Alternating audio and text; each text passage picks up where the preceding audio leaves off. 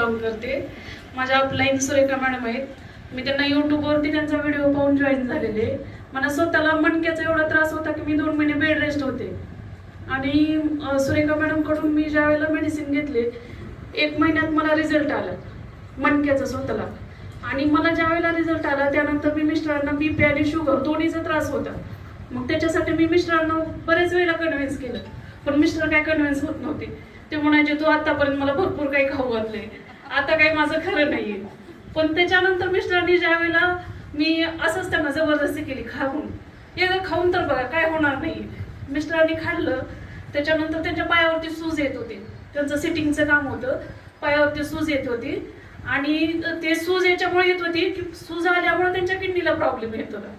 तर मिस्टरांनी आता कंटिन्यू औषध चालू केलेलं आहे. 3 महिने झाले त्यांची शुगर आणि बीपी दोन्ही कंट्रोल झालेले आहे. मुलाला हातावर चरबीच्या गाठी होत्या, त्या पण कंट्रोल झालेल्या आहेत. आणि मी एक युनिक रिझल्ट घेतलेला आहे. वाघमारे सर आणि अनुष्का मॅडम आल्या होत्या घरी. आणि 73 वर्षाचा माणूस होता, त्याला पायल्सचा त्रास होता, ब्लिडिंग खूप होत होतं. तो सांगलीतून इथं पुण्यात आला. मी त्यांना सांगितलं होतं, डॉक्टरने त्यांना ऑपरेशन करायला सांगितलेलं होतं. पण मी म्हणलं तुम्ही ऑपरेशन नका करू, हे पायल्सचे तुम्ही आयुर्वेदिक प्रोडक्ट आहेत घ्या म्हटलं. तर ते काय म्हटले नाही मॅडम काय शक्य नाहीये, त्यांचे मुलगा म्हटला.